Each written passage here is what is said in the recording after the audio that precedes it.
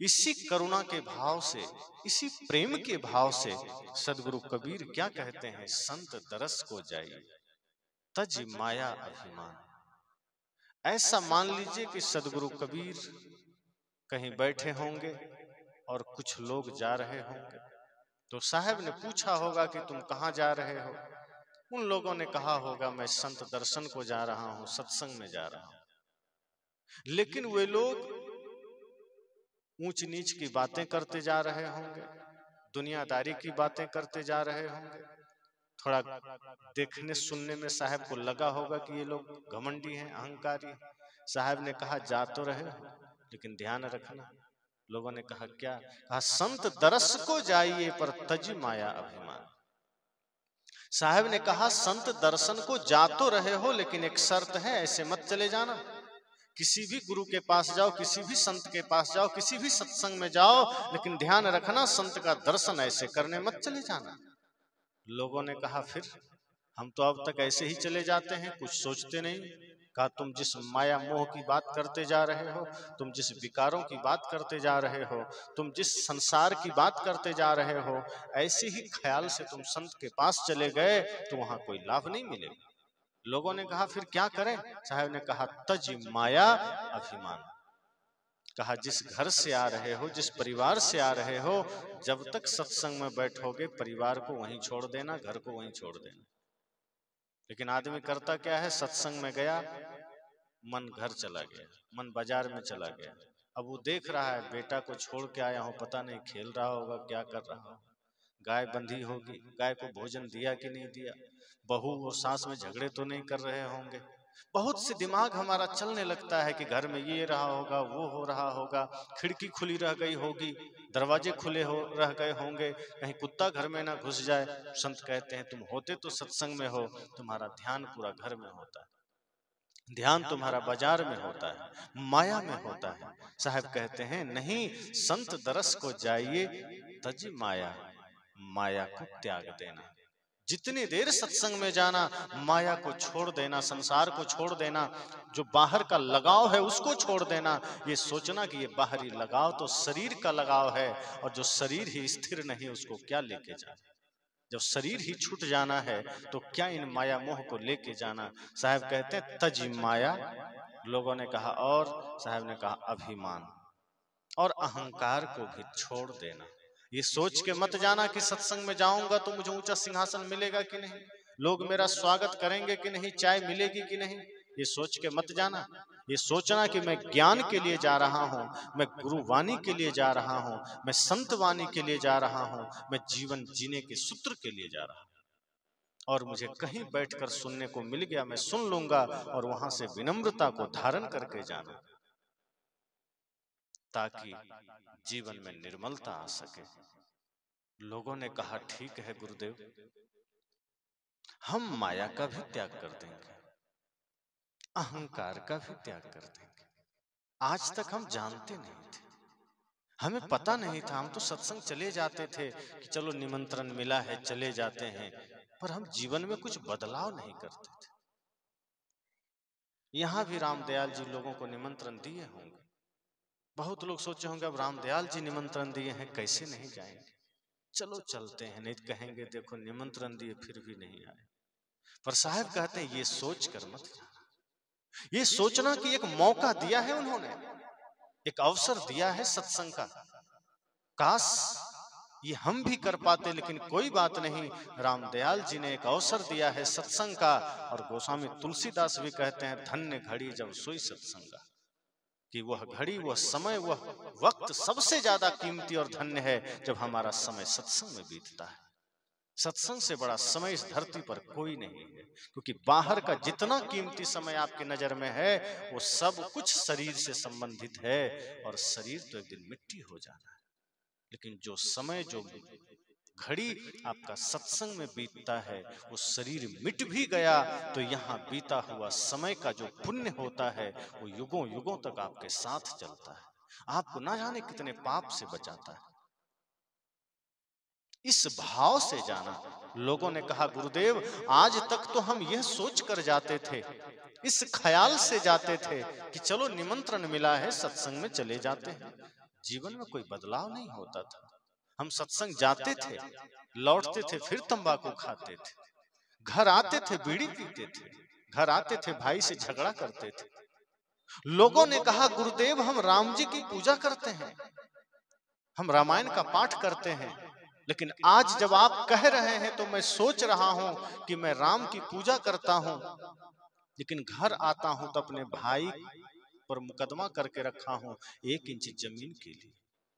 जिस राम ने अपने भैया भरत के लिए पूरी अयोध्या की गद्दी ठुकरा दी थी, मैं उसी राम की उपासना करके, उसी राम की पूजा करके अपने भाई में मैं राम का दर्शन न कर सका। मैं तो उस पर केस ठोक कर आया हूं, मैं तो उसको कोर्ट में घसीट कर लाया हूं, मैं तो अपने भाई पर मुकदमा करके आया हूं। सोचो गुरुदेव मैं तो बड़ा पापी निकला।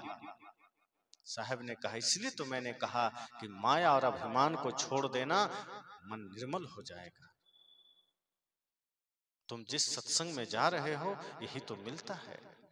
उन लोगों ने कहा गुरुदेव जीवन में बड़े भूल हुई है हमसे, हम तो शिव जी की पूजा भी करते हैं, माता दुर्गा की भी पूजा करते हैं और ये मान कर करते हैं कि ये जगत जननी है, लेकिन आज मुझे एहसास हो रहा है कि मैं जगत जननी दुर्गा की पूजा तो करता हूं, लेकिन अपनी मां को मैं वृद्धाश्रम भेज दिया। मैं कैसा पुजारी हूं। मैं जगत पिता महादेव को तो मानता हूं, लेकिन अपने पिता को मैं 1 गिलास पानी भी नहीं दे रहा।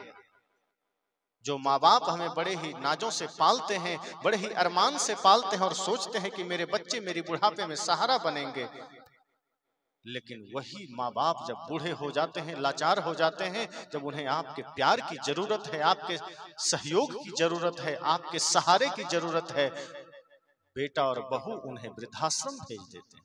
और नहीं भेजते हैं तो घर में ही ऐसा रख देते हैं जैसे कि कोरोना के समय क्वारंटाइन कर देते थे, वैसे ही बेटे बहू अपने माँ बाप को क्वारंटाइन कर देते हैं कि तुम पड़े रहो उधर।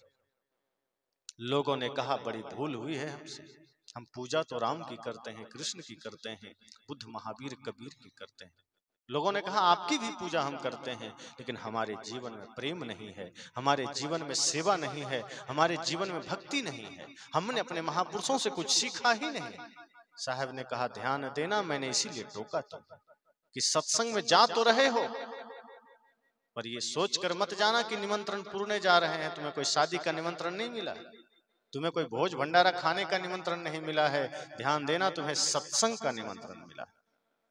और सत्संग में सबके बस की बात नहीं है जाना। कहीं नाच नौटंकी हो तो भीड़ लग जाएगी, ये फील्ड कम पड़ेगा, ये जगह कम पड़ेगी, उसके लिए गांव का कहीं बाहर का ठिकाना खोजना पड़ेगा, हजारों लोग पहुंच जाएंगे। लेकिन सत्संग वो जगह है जहां सब नहीं जा सकते, सबके बस की बात नहीं। साहब ने कहा इसलिए मैंने कहा माया का त्याग कर देना, अहंकार का भी त्याग कर देना और सत्संग में बैठना। जितनी देर आप सत्संग में बैठोगे निर्मलता के साथ, साहब ने कहा मैं गारंटी के साथ कहता हूं तुम्हारे जीवन में वो परिवर्तन आएगा कि तुम जब इस धरती से जाओगे सम्मानित होकर जाओगे, मुस्कुराते हुए जाओगे। तुम्हारा जो जीवन बीतेगा वो हंसी खुशी के साथ बीतेगा। सत्संग तुम्हें कुछ धन नहीं दे देगा, लेकिन सत्संग तुम्हारे भीतर वो शक्ति, वो सामर्थ्य जागृत कर देगा कि तुम इस धरती पर सम्राट की तरह जी सकोगे। लोगों ने कहा ठीक है गुरुदेव, हम माया का भी त्याग कर देंगे, अहंकार का भी त्याग कर देंगे, पर इसका परिणाम क्या होगा, इसका लाभ क्या मिलेगा? तब साहब ने कहा ज्यों ज्यों पग आगे धरे कोटिन यज्ञ समान। कहा तुम जिस दिन, जिस घड़ी, जिस क्षण माया और अहंकार का त्याग कर दोगे, उसके बाद जो तुम्हारा कदम सत्संग की ओर जाएगा, तो समझना कि जैसे जैसे तुम कदम बढ़ाओगे एक एक कदम तुम्हारा करोड़ों यज्ञ के समान होगा, एक एक कदम तुम्हारा करोड़ों तपस्या के समान होगा। फिर तुम्हें किसी यज्ञ की वेदी में जौ तेल घी डालने की जरूरत नहीं होगी, फिर तुम्हारा एक एक बढ़ता हुआ कदम यज्ञ के समान होगा, एक एक बढ़ता हुआ कदम तीर्थ के समान होगा। फिर तुम्हारा यज्ञ, तुम्हारा तीर्थ बड़ा सरल हो जाएगा। और जिस दिन तुम सत्संग से घर लौटोगे और इस भाव से लौटोगे माया और अहंकार का त्याग करके, उस दिन तुम दूसरा ही आदमी हो जाओगे। तुम्हारे भीतर एक परिवर्तन आ जाएगा, तुम्हारे भीतर एक बदलाव आ जाएगा। फिर वही माँ बाप जिसे तुमने वृद्धाश्रम भेजा था, उसी में तुम्हें तीर्थ का दर्शन होने लगेगा, उन्हीं के चरणों में तुम्हें स्वर्ग नजर आने लगेगा। जिस भाई से तुमने झगड़ा किया था, जिस भाई पर तुमने मुकदमा किया था, जिस भाई को तुमने रावण जैसा समझा था, उसी भाई में भरत या राम का दर्शन होने लगेगा। क्योंकि तुम पूजा तो राम की करते हो, लेकिन जीवन रावण का जीते हो। साहब ने कहा तुम्हारे जीवन में एक परिवर्तन आ जाएगा, तुम्हारे जीवन में एक बदलाव आ जाएगा। सत्संग से जब घर लौटोगे तो फिर तुम्हारे आंखों में क्रूरता नहीं होगी, प्रेम होगा, समर्पण होगा, न्याय होगी, सेवा होगा। फिर ये समाज के लिए तुम्हारा जीवन होगा, राष्ट्र के लिए तुम्हारा जीवन होगा।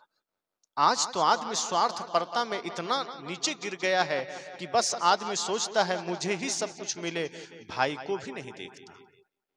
परिवार के प्रति कोई संवेदना नहीं, समाज के प्रति कोई संवेदना नहीं, राष्ट्र के प्रति कोई संवेदना नहीं। एक समय था जब हमारे यहाँ बच्चों को ये शिक्षा दी जाती थी, ये संस्कार दिया जाता था कि ये देश हमारा है, ये देश की संस्कृति हमारी है, देश की मर्यादा हमारा है। श्री राम की शिक्षा लोगों को दी जाती थी, कृष्ण की शिक्षा दी जाती थी, और हमारे वीर शहीदों की शिक्षा दी जाती थी। हमारे बच्चों को पढ़ाया जाता था कि 23 वर्ष की उम्र में भगत सिंह ने इस देश के लिए अपनी शहादत दे दी थी। हमारे बच्चों को यह पढ़ाया जाता था कि 14 साल की उम्र में खुदीराम बोस ने इस देश के लिए अपनी शहादत दे दी। 19 वर्ष की अवस्था में उधम सिंह ने देश के लिए अपनी शहादत दे दी। आज 23 का 30 साल का नौजवान को ये पता भी नहीं होता कि देश क्या है, देश की संस्कृति क्या है, देश की सभ्यता क्या है। वो तो इस ख्याल में जी रहा है कि किसी तरह पढ़ करके कहीं से नौकरी मिल जाए, एक अपना घर हो, अपना परिवार हो, जीऊं और चल दूं, दुनिया से मुझे कोई लेना देना नहीं।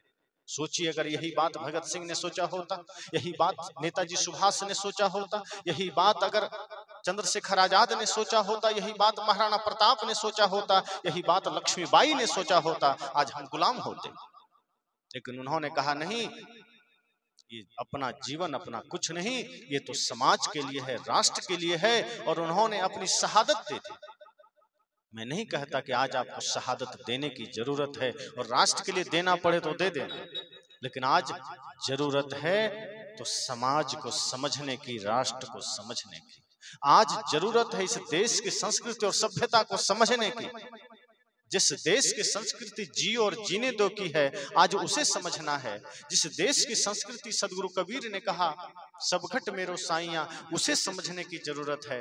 जिस देश की संस्कृति हमारे ऋषियों ने कहा वसुधैव कुटुंबकम, उसे समझने की जरूरत है। जिस देश की संस्कृति हमारे ऋषियों ने कहा सर्वे भवन्तु सुखिनः सर्वे सन्तु निरामयाः सर्वे भद्राणि पश्यन्तु मां कश्चित् दुःख भाग् भवेत्, कि सभी सुखी रहें।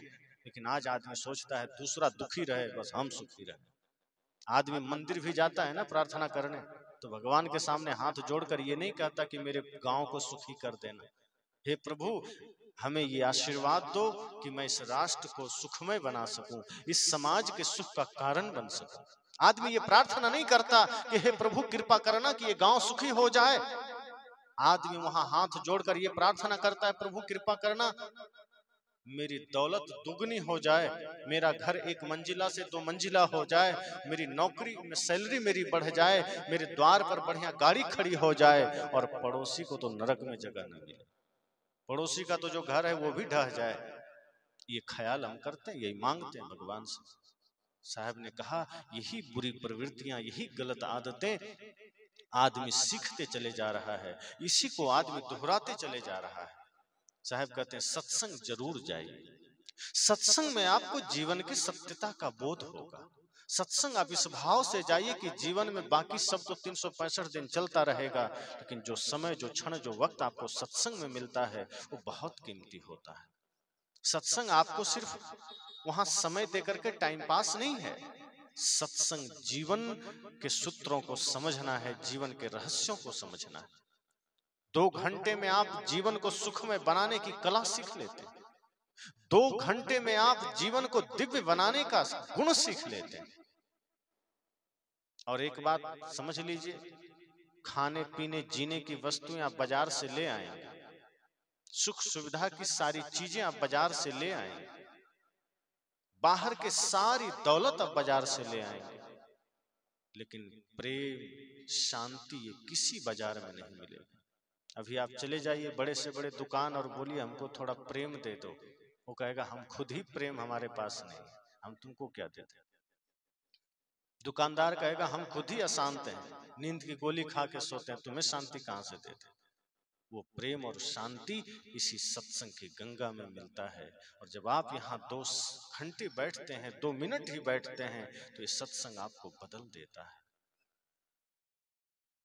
जैसे आप बाथरूम में जाते हैं, क्या करने जाते हैं? नहाने जाते हैं, शुद्ध होने जाते हैं। तो बाथरूम क्या करता है? आपके तन को शुद्ध कर देता है, आपके कपड़े को शुद्ध कर देता है। ये सत्संग भी तो एक बाथरूम है और कुछ नहीं। यहाँ आपका मन शुद्ध होता है, अंतर सिर्फ इतना है।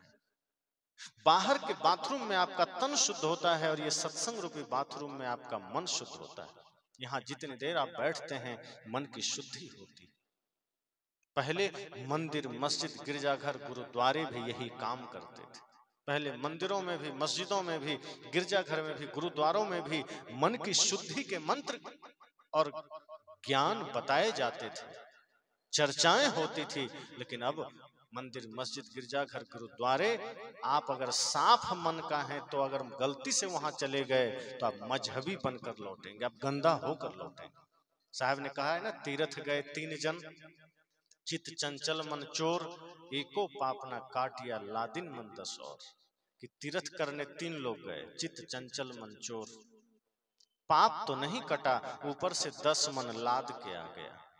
इसी तरह आज मस्जिदों में ज्ञान नहीं मिलता है, गिरजाघर गुरुद्वारों में ज्ञान नहीं मिलता है। पहले का समय था जो कुछ ज्ञान मिला करता था, अब तो वहां आदमी मजहबी बनकर लौटता है, सांप्रदायिक बनकर लौटता है। अब वहां ज्ञान नहीं मिलता। संत कहते हैं ये सत्संग आपको बदलता है, आपके मन को बदलता है, आपके मन को धोता है। तन धोने के साधन बाहर बहुत सारे हैं, लेकिन मन को निर्मल कर सके ऐसा साधन मुश्किल से मिलता है, और यही सत्संग है जो मन को धोता है। आप सब भजन सुनते हैं, धोना था मन भूल गया तू, धोता रहा तन मल मल के, घर का ईश्वर भूल गया तू, तीरथ करता चल चल के, धोना था मन भूल गया तू। कहा मन को धोना था और आदमी भूल गया, बाकी सब धो लिया, बाकी सब साफ कर लिया, मन को ही गंदा छोड़ दिया। साहब ने कहा नहीं, मन को धो लीजिए, मन को पवित्र कर लीजिए, मन ही तो सारे समस्याओं का जड़ है। इसलिए साहब कहते हैं संत दरस को जाइए, तज माया अभिमान, ज्यों ज्यों पग आगे धरे कोटिन यज्ञ समान। जैसे जैसे आप कदम आगे बढ़ाएंगे सत्संग में, अगर मन पवित्र है तो करोड़ों यज्ञ के समान फल आपको मिलेगा, करोड़ों तपस्या के समान फल आपको मिलेगा। और यदि मन गंदा है, मन अपवित्र है, और आप सत्संग में जाकर बैठ गए और वैसे ही गंदा मन लेकर लौट गए, तो कोई लाभ नहीं मिलेगा। यदि बुरी प्रवृत्तियों के साथ सत्संग में गए थे, घर से जब सत्संग में गए थे तो घर में आप विवाद में जी रहे थे, भाई भाई के झगड़े में जी रहे थे, सास बहू में झगड़े चल रहे थे, पड़ोसी पड़ोसी में झगड़े चल रहे थे। अब कोशिश कीजिए सत्संग से जब घर लौटिए वो सारे झगड़े मिट जाना चाहिए। यदि आप सच में सत्संग में बैठ गए, मन रम गया सत्संग में, तो इतना तो तय है कि जब आप यहाँ से वापस लौटेंगे तो आपके जीवन की एक एक बुराई आपको खटकने लगेगी। जैसे आपके चेहरे पर कोई दाग हो और आप दर्पण के सामने खड़े हो जाइए,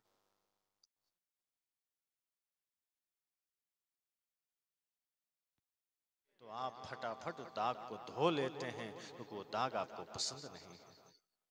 संत कहते हैं ये सत्संग भी एक दर्पण है। अगर आप सच्चे मन से यहाँ आ गए, पवित्र मन से यहाँ आ गए, श्रद्धा भाव से यहाँ आ गए और नेत्र बंद करेंगे, तो आपके भीतर के सारे दाग इस सत्संग में नजर आने लगे। और तब आपको लगेगा कि मुझे जीवन के सारे दाग, सारे दोष मिटा देना है। इसलिए मैंने कहा ये सत्संग भी एक बाथरूम है जहां हमारा मन धुलता है, जहां हम जीवन के सूत्र जानते हैं, सीखते हैं। वैसे तो आदमी जीवन को यूं ही बिताए चले जाता है, वो जीवन में प्रेम को तो महत्व ही नहीं देता, वो जीवन में भक्ति का तो महत्व ही नहीं देता। आदमी बाहर के सारी सुविधाओं को देखता है। आदमी धन के लिए जी तोड़ मेहनत करता है, प्रयास करता है, लेकिन शांति के लिए कुछ भी नहीं करता, सुख के लिए कुछ भी नहीं करता, प्रेम के लिए कुछ भी नहीं करता। और साहब ने तो कहा है, जाघर प्रेम न संचरे ताघर जान मसान। मरघट में जाइए, बहुत से मुर्दे वहां जलाए गए होंगे, लेकिन कभी किसी मुर्दे को देखा आपस में बात करते? किसी मुर्दे को आपस में चर्चा करते आपने देखा है? नहीं देखा। वो मुर्दा हो गया, क्या बात करेगा, प्राण ही निकल गया, बात नहीं कर सकता।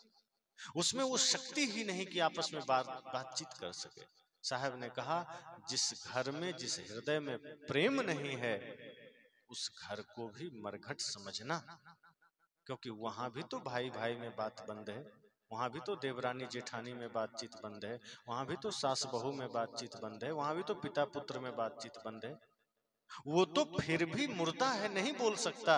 यहाँ तो जिंदा मौन बन के रखा हुआ है, मुंह बंद करके रखा है। जो बोल सकता है वो भी मुंह बंद कर रखा है। साहब ने कहा, ये तो और खतरनाक है, ये तो और घर को मरघट बना लिया है। चार भाई घर में है, चारों एक साथ बैठ के भोजन नहीं करता। बड़ा भाई आके भोजन किया, उसकी पत्नी ने परोस दिया, खा के निकल गया। मंझला भाई आया, उसकी पत्नी ने परोस दिया, वो खा के निकल गया। एक साथ न किसी को कोई परसता है, न एक साथ बैठ के खाता है। साहब कहते हैं, आज घरों की हालत ऐसी हो गई। आज आदमी के बीच के दिल की दूरियां बढ़ती चली गई। आज आदमी के जीवन में न प्रेम है, न नैतिकता है, न शील है, न क्षमा है, न भक्ति है, न सेवा है। साहब कहते हैं, इसलिए जिस घर में प्रेम नहीं, वो घर मरघट है। आपके पास सारी सुविधा है जीने खाने का, लेकिन अगर प्रेम नहीं है तो समझना वो जीवन तो कौड़ी का भी नहीं। और साहब तो कहते हैं, पोथी पढ़े पढ़े जगमुआ पंडित भया ना कोई, ढाई आखर प्रेम का पढ़े सो पंडित होए। उन्होंने कहा, पोथी पढ़े पढ़े के तो लोग मर गए, कोई पंडित ना हो सका, ज्ञानी ना हो सका। लोगों ने कहा, फिर ज्ञानी कौन है? साहब ने कहा, जिसने प्रेम को पढ़ लिया, जिसने प्रेम को धारण कर लिया, वही असली ज्ञानी है, वही असली पंडित है। अब सोचिए, आपके जीवन में प्रेम है, अगर बात बात में आप क्रोध कर बैठते हैं, बात बात में आप चिड़चिड़ा जाते हैं, छोटी छोटी बात पर अगर आप किसी से नफरत कर लेते हैं, घृणा कर लेते हैं, साहब कहते हैं, फिर आपके जीवन में सत्संग है ही नहीं। चाहे आप गुरु से दीक्षित हैं, माला ले लिए हैं, किसी भी गुरु से दीक्षा ले लिए हैं, लेकिन यदि आप दूसरों को देख करके, दूसरों के सुख को देख करके यदि आपके मन में प्रसन्नता नहीं होती, आपके मन में ईर्ष्या के भाव होते हैं, तो समझना कि आपने सत्संग जाना ही नहीं। फिर समझ जाना कि आपके जीवन में सत्संग उतरा ही नहीं। यदि किसी से आप घृणा कर रहे हैं तो सत्संग कहां उतरा? सत्संग का मतलब है जहां घृणा मिट जाए, जहां ईर्ष्या मिट जाए, जहां द्वेष मिट जाए। यही शिक्षा हमारे शास्त्र में देते हैं कि जहां प्रेम की गंगा बहे, समझना वो घर स्वर्ग है, वो जीवन स्वर्ग है।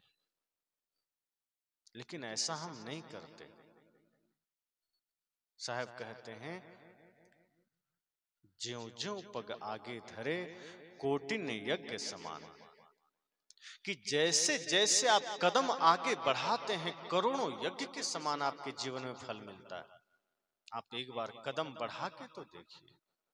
साहब कहते हैं, जिस दिन आप सत्संग में इस भाव से चले जाएंगे और सत्संग को बड़े ही गहरे भाव से सुनकर घर लौटेंगे, फिर उस दिन आपके जीवन में एक परिवर्तन हो जाएगा। फिर आप घर में झाड़ू लगाएंगे ना, वो झाड़ू लगाना भी पूजा हो जाएगा। आप शौचालय साफ करेंगे, शौचालय साफ करना भी पूजा हो जाएगा। फिर आप भोजन बनाएंगे सास ससुर के लिए, पति के लिए, बच्चों के लिए, आपका वो भोजन बनाना परमात्मा का भोजन बनाना हो जाएगा। जैसे आप बड़े भाव से परमात्मा के लिए भोजन बनाते हैं, मंदिर में ले जाते हैं, गुरु के लिए भोजन बनाते हैं, उनको भोग लगाते हैं। साहब तो कहते हैं अगर आपने मन को इतना निर्मल बना लिया, शुद्ध बना लिया, तो आप अपने घर में घर के लोगों के लिए भी भोजन बनाएंगे उसी पवित्रता से, तो आपका वो भोजन बनाना भी पूजा हो जाएगा। यदि आपने अपने मन वाणी को शुद्ध कर लिया तो आप किसी से बातचीत करेंगे, आपका बातचीत करना भी प्रार्थना हो जाएगा। साहब ने कहा है ना, जहां जहां डोलो सो परिक्रमा, जो कुछ करो सो पूजा। वे कहते हैं आपका तो हर कर्म पूजा बन जाना चाहिए, पर आदमी मंदिर में पुजारी होता है, घर में समाज में फिर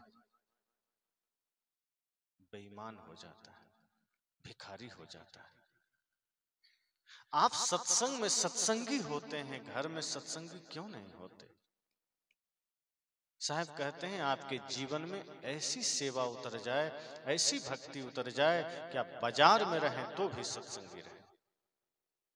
आप अगर एक दुकानदार हैं, आपके भीतर वो सत्संग इतना उतर जाए कि आप ग्राहक में ही भगवान को देखने लगें, फिर आप कभी मिलावटबाजी करेंगे ही। अगर आप अपने ही भाई में भगवान को देखने लगे तो भाई से झगड़ा ही नहीं करेंगे। अपने ही माता पिता में भगवान को देखने लगे तो झगड़ा ही नहीं करेंगे। पर आदमी को मंदिर में भगवान तो दिख जाता है, लेकिन जिंदा आदमी में नहीं दिखता, ये समस्या है। अब मैं तो सोचता हूं कि जिसको जिंदा में भगवान ना दिखा, वो पत्थर में क्या देखता होगा, जो रियल में ही नहीं देख पा रहा है।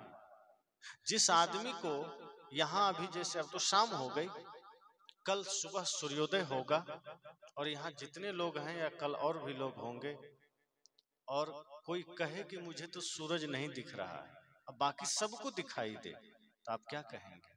कि तुम्हें आंख का इलाज कराना चाहिए।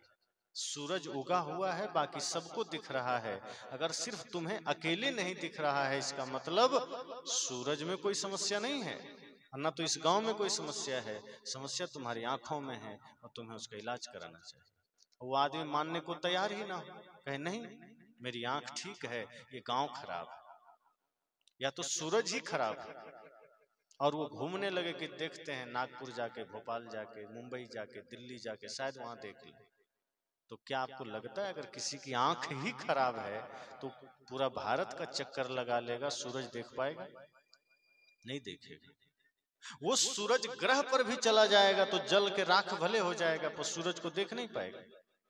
लेकिन आंख ठीक है तो यही दिख जाएगा, बाहर निकलेगा आदमी सूरज का दर्शन कर लेगा। साहब कहते हैं जिसके जीवन में मन निर्मल कर लिया, जिस आदमी ने, जिसके जीवन में प्रेम है, भक्ति है, और सच्ची भक्ति है, निष्काम भक्ति है, निस्वार्थ भक्ति है, वो अपने माँ बाप में भी भगवान को देख लेगा, वो जीव जंतु में भी भगवान को देख लेगा, और जो अंधा ही है वो मंदिर में भी नहीं देख पाएगा, वो अपने घर भी नहीं देख पाएगा, वो कहीं नहीं देखेगा। जो कहता है कि मंदिर में हम भगवान को देखते हैं, वो झूठ बोलता है। ऐसे लोग जो मंदिर में जाकर घंटों घंटों उपासना करते हैं, मैंने देखा है, वो अपने माँ बाप को गाली देते हैं, वो अपने पड़ोसियों से झगड़ा करते हैं, वो जीव जंतुओं पर प्रहार करते हैं, वो मुर्गी को मार के खा जाते हैं, जो कहते हैं मंदिर में भगवान को देखते हैं। समझ जाना एक नंबर का वो धूर्त है जो कह रहा है मंदिर में भगवान दिख रहा है। अगर मंदिर में भगवान दिख रहा है तो जिस मुर्गी को तुम मार रहे हो उसमें तुम्हें भगवान नहीं दिखा, जिस मछली को तुम खा रहे हो उसमें तुम्हें भगवान नहीं दिखा, जिस बकरे को तुम काट रहे हो उसमें भगवान नहीं दिखा, जिस माँ बाप को खून के आंसू रुला रहे हो क्या तुम्हें उसमें भगवान नहीं दिखा? जिस पड़ोसी से तुम झगड़ा कर रहे हो क्या उसमें तुम्हें परमात्मा नहीं दिखा? जिस भाई का दिल दुखा रहे हो क्या वहां तुम्हें राम का दर्शन न हुआ? यदि अपने ही पड़ोसियों में, अपने ही माँ बाप में तुम्हें भगवान का दर्शन न हुआ तो ये तय है कि तुम्हें कहीं भगवान का दर्शन नहीं हो सकता, और तुम झूठ बोलते हो। साहब ने कहा अपने कर्म को, अपने मन को इतना पवित्र कर लो कि चारों ओर तुम्हें भगवान का ही दर्शन हो। एक पुत्र को अपने माँ में जगत जननी का दर्शन हो, एक पुत्र को अपने पिता में जगत पिता का दर्शन हो। क्योंकि साहब तो कहते हैं कि जो अपने माता पिता गुरु की उपासना करता है, माता पिता गुरु की सेवा करता है, उस व्यक्ति के लिए माँ बाप और गुरु के चरणों में ही स्वर्ग है। और मैं तो एक भक्ति और जोड़ता हूँ, माता की भक्ति करो, पिता की भक्ति करो, गुरु की भक्ति करो और राष्ट्र की भक्ति करो। ये मत भूलो कि राष्ट्र से बड़ा धर्म दूसरा कोई नहीं, क्योंकि राष्ट्र की सीमाएं सुरक्षित है तो हम सुरक्षित हैं, राष्ट्र सुरक्षित है तो हम स्वतंत्रता से बोल रहे हैं। जिस दिन ये राष्ट्र गुलाम हो गया हम बोल भी नहीं सकते। इसलिए माता पिता गुरु और देश, इसको सदैव ध्यान रखिए और अपने बच्चों में ये संस्कार डालिए। आज आदमी अपने बच्चों को ये संस्कार देना ही भूल गया। आज आप अपने बच्चों को डॉक्टर बनाने के पीछे लगे हैं, इंजीनियर बनाने के पीछे लगे हैं, वकील बनाने के पीछे लगे हैं, आईएएस आईपीएस कंप्लीट कराने के पीछे लगे हैं, लेकिन आप कभी ये नहीं सोचते कि हम अपने बच्चे को इंसान भी बना दें, हम अपने बच्चे को मानव बना दें, कि हम अपने बच्चों में नैतिकता डाल दें, अपने बच्चों में माता पिता गुरु की भक्ति का सूत्र डाल दें। आज अगर आपने अपने बच्चों में धर्म का बीज न डाला, आज अपने बच्चों में यदि आपने न्याय धर्म त्याग तपस्या का सूत्र न दिया, तो ध्यान देना कल वही बच्चे इतने स्वार्थी हो जाएंगे पढ़ लिख कर कि वो डॉक्टर इंजीनियर तो बन जाएंगे, लेकिन आपके साथ वो बैठने को राजी ना होंगे, वो आपके साथ खड़े होने को राजी ना होंगे। लेकिन यदि आपने उसे इंसान बनाया है तो आपके चरणों में बैठकर वो आपकी पूजा करेंगे। आप सोचते हैं ना कि आपके बच्चे श्रवण कुमार की तरह हो, तो श्रवण कुमार ऐसे नहीं बना करते जो माँ बाप को अपने कंधे पर लेकर चार धाम की यात्रा कराता है। यदि आपने संस्कार मेघनाद वाला दिया है तो श्रवण कुमार का जन्म कैसे हो जाएगा? आपके बच्चे को यदि आपने संस्कार लादेन वाला और कसाब वाला दिया है तो आपके घर में श्रवण कुमार का जन्म नहीं होगा। इसलिए संत जन कहते हैं जागरूक रहिए, अपने बच्चों में वो संस्कार डालिए कि आपके बच्चे भी श्रवण कुमार जैसे बन सके। उन्हें परिचय कराइए अपने महापुरुषों से, उन्हें परिचय कराइए अपने संस्कृति से, उन्हें परिचय कराइए अपने शास्त्रों से। इसलिए एक क्लास कम पढ़ाइए लेकिन उसको इंसान जरूर बनाइए, उसको उसके जीवन में इंसानियत की शिक्षा जरूर डालिए, माता पिता गुरु और देश की भक्ति का सूत्र जरूर डालिए। अगर आज आपने अपने बच्चों में ये सब कुछ डाल दिया तो वही बच्चे समाज में सबसे ऊंचा बन जाते हैं, सबसे पूज्य बन जाते हैं। इसलिए मैंने कहा कि सत्संग आपके जीवन में कुछ भी नहीं करता, सिर्फ आपके जीवन में आपके भीतर एक परिवर्तन ले आता है। जैसे ये बल्ब क्या करता है, ये अंधेरे से लड़ता थोड़े है। जो यहाँ बल्ब जल रहा है इसने अंधेरे से कभी लड़ाई भी नहीं किया होगा, उससे बात भी नहीं किया होगा, ये सिर्फ जल उठा, प्रकाशित हो उठा और अंधेरा खुद भाग गया। अंधेरा और प्रकाश दोनों में कभी मेल हो ही नहीं सकता। अंधेरे के पीछे प्रकाश कभी जाता ही नहीं है, वो सिर्फ अपना काम करता है और अंधेरा दूर हो जाता है। कहा जाता है एक बार अंधेरे ने भगवान के दरबार में जाकर शिकायत किया कि प्रभु आपने मुझे भी बनाया है, लेकिन ये जो सूरज है ना प्रकाश, ये ठीक से रात खत्म भी नहीं होती और सुबह आके धमक पड़ता है और हमको कहीं सोने नहीं देता, पीछे पड़ा रहता है। ये सूरज मेरे से दुश्मनी ठान रखा है, ये सूरज मेरे पीछे पड़ा हुआ है, जरा सूरज को समझा दीजिए, कम से कम मुझे एक आध दिन बढ़िया से सोने तो दे, थोड़ा सा विश्राम करता हूं, थोड़ी देर बाद धमक पड़ता है, आप थोड़ा समझा दीजिए। कहा जाता है भगवान ने डायरी में लिख लिया, कहा ठीक है सूरज आएगा तो बात कर लो। अंधेरा चला गया, सूरज को बुलाया भगवान ने, कहा सुना हूं तुम अंधेरे को बहुत परेशान करते, तुम्हारी शिकायत आई है। सूरज ने कहा हमसे तो उसकी कभी भेंट हुई ही नहीं, आज तक नहीं हुई, कभी हम देखे भी नहीं कैसा है, कभी हमारा सामना ही नहीं हुआ, फिर भी उसने शिकायत किया कि हम उसको परेशान करते हैं। बात तो समझ के बाहर है, हम तो कभी मिले ही नहीं हैं, हमारी तो मुलाकात ही नहीं है, हम परेशान कैसे कर सकते हैं। भगवान ने कहा पर तुम्हारी शिकायत आई है, संभल जाओ। सूरज ने कहा ठीक है भगवान, यद्यपि हमने कभी मिला नहीं, मेरे सामने वो आया नहीं, फिर भी आप कहते हैं तो उसको बुला दीजिए, हम यहीं क्षमा मांग लें। भगवान ने कहा ये तो असंभव है, क्योंकि जहां तुम रहोगे वो आ ही नहीं सकता है, क्योंकि तुम यहां हो मतलब अंधेरा आ ही नहीं सकता है। कहा जब वो मेरे सामने आ ही नहीं सकता तो हमने उसको परेशान कैसे? परेशान करने के लिए तो सामने होना जरूरी है ना। कहा जाता है वो मामला भगवान के लिफाफे में बंद है, न तो कभी अंधेरा आया न तो सूरज से उसका सामना हुआ। यही बात ये सत्संग करता है, आपके भीतर एक ज्ञान का दीप जला देता है। ये बल्ब कुछ नहीं किया, ये सिर्फ जागृत हो गया, अंधेरा दूर हो गया। ये सत्संग भी हम सब के भीतर एक ज्ञान का दीप जला देता है, और जैसे ही ज्ञान का दीप जलता है उसके साथ साथ भक्ति का भी दीप जल उठता है, उसके साथ साथ प्रेम का दिया भी जल उठता है, उसके साथ साथ सत्य का दिया, सेवा का दिया भी जल उठता है। और जैसे ही ये सारे दीप प्रज्वलित होते हैं, काम, क्रोध, लोभ, मोह, अहंकार, ईर्ष्या, द्वेष, नफरत कहाँ विदा हो जाते हैं पता ही नहीं चलता, वो अपने आप भाग जाते हैं। इसलिए साहब कहते हैं आप काम, क्रोध, लोभ, मोह, अहंकार, ईर्ष्या, द्वेष के पीछे मत भागिए, बस इतना करिए अपने हृदय में सत्य, हिंसा, प्रेम, करुणा, भक्ति का दिया जला लीजिए, इस सत्संग का दीप जला लीजिए। जैसे ही आपके हृदय में भक्ति का दीप जलेगा, गुरु की भक्ति का दिया जैसे ही आप जलाएंगे, जैसे ही प्रेम का दिया आप जलाएंगे, सत्य का दीप आपके हृदय में जैसे ही जला, सारे विकार खुद ही आपका घर छोड़ देंगे, आपसे दूर हो जाएंगे। तो साहब ने कहा कि अपने जीवन में सत्संग में आइए, सत्संग सुनिए, लेकिन सत्संग सुनने के बाद ये सोचिए, ये विचारिए कि ये सत्संग हमारे जीवन को बदलता है कि नहीं, हम यहाँ से बदलते हैं कि नहीं। 2-2 घंटे सत्संग में बैठे और घर गए और फिर बहू से झगड़े कर लिए, फिर भाई से झगड़ा कर लिए, फिर गलत खान पान कर लिए, फिर ईर्ष्या द्वेष कर लिए, फिर नफरत कर लिए। समझे ना, आपका यहाँ 2 घंटा व्यर्थ गया। यदि आप पानी पिए और आपकी प्यास न बुझे तो क्या ये संभव है?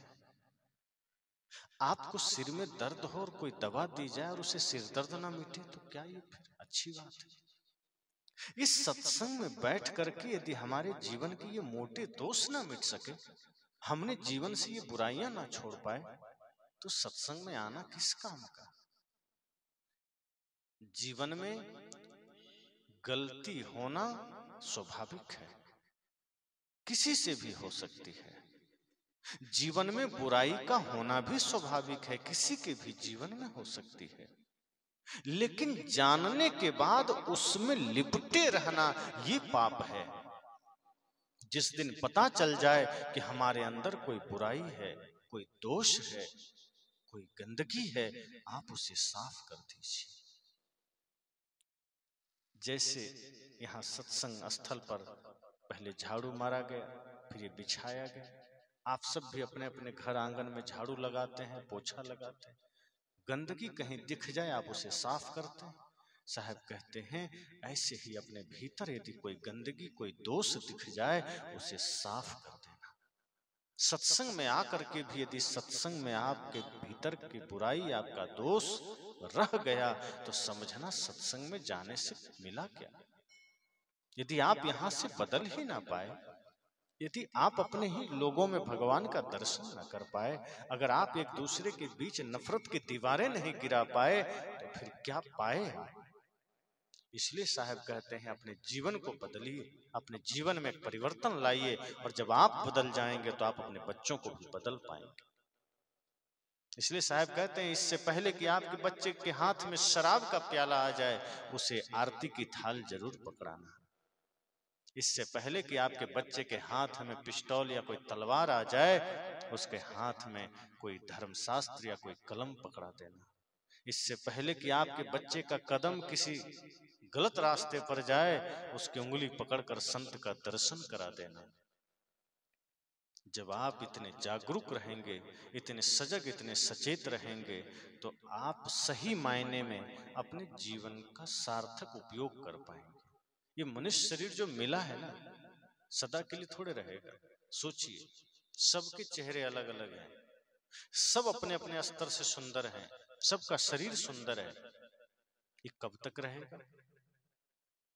बचपना थी, जो बुजुर्ग लोग बैठे हैं वो याद करिए, आप भी कभी बच्चे रहे, आप भी कभी जवान हुए, कहाँ चली गई जवानी? है पास में, मिलेगी, खोजेंगे जवानी कहीं मिलेगी? बचपना लौट के आएगी? नहीं आएगी। शरीर बदल गया, बचपना चली गई, किशोरावस्था चला गया, जवानी चली गई, और कुछ बाबा को तो देख रहे हैं अधेड़ अवस्था भी चली गई, अब बिल्कुल बुढ़ापा आ गई। कहाँ चली गई वो जवानी? कभी तो थी। सोच लीजिए, आज जिनके जीवन में वो जवानी है, गर्मी मत करना, उनकी भी चली जाएगी। जिसलिए ये शरीर मिला है वो काम करना, एक शरीर को पा करके घमंड मत करना, ये किसी का नहीं रहा है। ये बाहर का जो सौंदर्य और गर्मी है ना, मिट जाती है। बाहर की खूबसूरती 2 दिन की है, इससे ज्यादा की नहीं है। इसलिए साहब कहते हैं, बाहर के चेहरे की सुंदरता पर ज्यादा गुरूर मत करना, ये कब मिट जाए कोई नहीं जानता। अगर सुंदर बनाना है तो अपने मन को बनाना, अपने कर्म को बनाना, अपने आचरण को बनाना। जिस दिन आपने अपने कर्म को, अपने आचरण को सुंदर बना लिया, ये शरीर मिट भी जाएगा, आपका नाम अजर अमर रहेगा। माता सबरी चेहरे से ज्यादा सुंदर नहीं थी, उन्होंने भक्ति से अपने जीवन को इतना सुंदर बना लिया, अपने कर्म को इतना सुंदर बना लिया कि आज भी लोग सिर झुकाते हैं। कोई चेहरे से बहुत सुंदर है लेकिन कर्म सुंदर नहीं है तो कोई शीश नहीं झुकाता, कोई बढ़िया श्रद्धा से नाम नहीं लेता। इसलिए साहब ने कहा, जो कुछ आज मिला है बाहर वो छूट जाएगा, शरीर भी नहीं रहेगा, धन भी नहीं रहेगा, पद भी नहीं रहेगा, लेकिन ये रहते हुए अगर आपने जीवन में सचेत होकर के बढ़िया कर्म कर लिए, पवित्र कर्म कर लिए, तो ये शरीर का उपयोग हो जाएगा।